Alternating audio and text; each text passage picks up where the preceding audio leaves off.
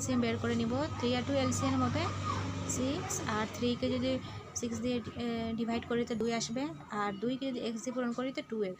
আবার এইভাবে 2 কে আমরা 6 দিয়ে ডিভাইড করলে 3 আসবে, আর x আছে x মাইনাস 1 x মাইনাস 1 লিখে দিলাম। আমার এখানে 1 আছে, 1 এর নিচে কিছু নেই তো 1 দিয়ে দিলাম। এখন আমরা এই যে x ওইটাকে আমরা 1 দিয়ে ইন্টু করব, আবার 6 কে ইন্টু করব ওই 1 দিয়ে। আবার এটা আমরা লিখে দিই 2x এর 2x মাইনাস 3x, এটা ইন্টু করলে অতটা হবে আমাদের, দুইটা ইন্টু করে নিলাম। এখন আমরা x দেখি 2x আছে মাইনাস 3x, এটা মাইনাস করার পরে একটা x পাব, তাই আবার মাইনাস x, আবার এখানে পেয়ে গেলাম ইকুয়াল টু 6। আচ্ছা এখানে আমাদের ভুল হয়েছে, এখানে আমরা 3x কে ইন্টু করলে 3x হবে, এবং 3 কে 1 দিয়ে ইন্টু করলে এটাকে আমাদের হবে 3 হবে। কেন 3x কে পূরণ করেছিলাম 3, আবার 3 কে 1 দিয়ে পূরণ করলে আমরা 3 পাবো। আবার এটাকে যদি 1 দিয়ে এই সম্পূর্ণ সংখ্যাটাকে 1 দিয়ে পূরণ করলে আমরা সেম সংখ্যা পাবো, এখানে 3 হবে। এইভাবে এটা আমরা মাইনাস এক্স এর মাইনাস এক্স লিখে দিলাম, আবার এটা মাইনাস করে আমাদের 3, আবার এই যে মাইনাসটা আনসারের দিকে মাইনাস 3 হয়ে যাবে, মাইনাস 3 লিখে নিলাম। এখন আমরা পরীক্ষা করে দেখি এটা আমাদের এখানে এক্স এর ভ্যালু আছে, এখানে এক্স এর ভ্যালু জায়গাতে আমরা এটা -3 যে আনসার পেয়েছিলাম এটা পুট করে দেখে নিব কি এটা আনসারটা কি সত্য কি অসত্য।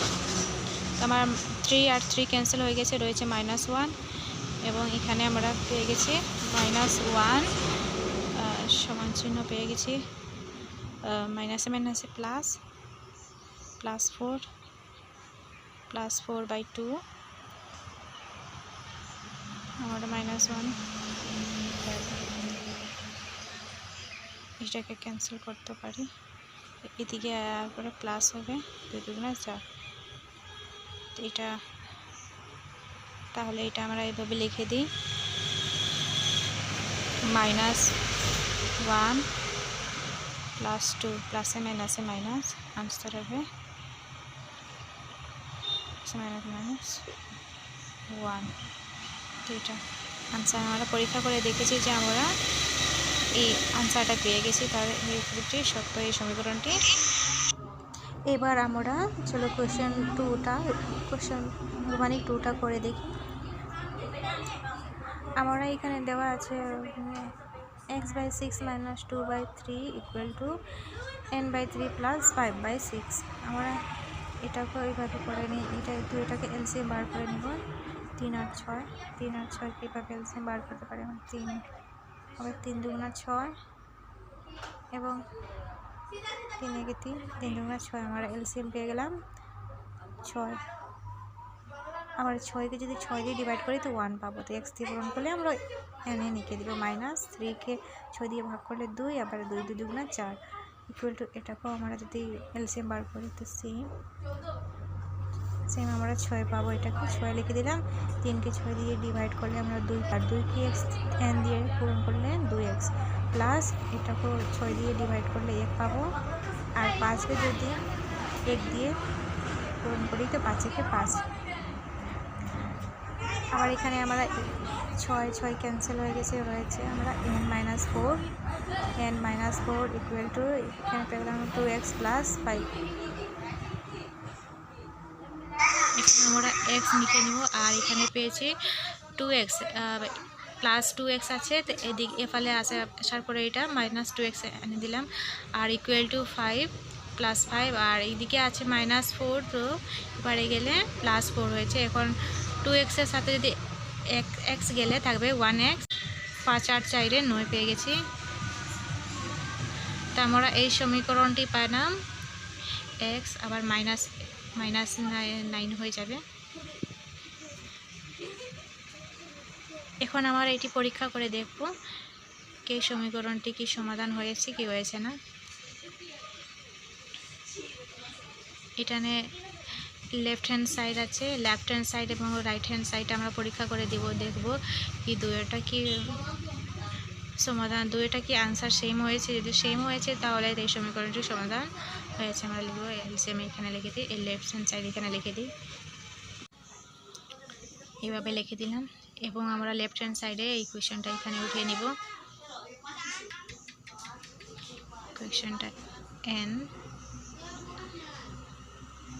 6 মাইনাস 2/3। আমার যে n এর ভ্যালু পেয়েছি 9, এখানে আমরা n এর ভ্যালু 9 লিখে নিব, আর 6 মাইনাস 2/3 আবার ক্যান্সেল হয়ে যাচ্ছে, 3 দুগুণা 6 আর 3 তিরিঙ্গা 9। আমরা পেয়েছি এখানে -3/2 আর 2/3। আমরা এখন এই দুইটাকে এলসিএম বার করে দেবো, এটা দুইটা এলসিএম বার করলে 6 পাবো, 2কে 6 দিয়ে ভাগ করলে 3 পাবো, আর 3কে পূরণ করলে 3 তিরিঙ্গা 9। আবার এইভাবে এটা করার পরে 3কে 6 দিয়ে ভাগ করলে 2 পাবো, আর 2 দুগুণা 4 -4। এখন এটা মাইনাসে মাইনাসে প্লাস হয়ে গেছে, 9 আর 4-এ -13 আর 6। এইটার আনসার পেয়ে গেলাম -13/6। এখন রাইট হ্যান্ড সাইড দেখি, রাইট হ্যান্ড সাইড কোয়েশনটা লিখে নিই।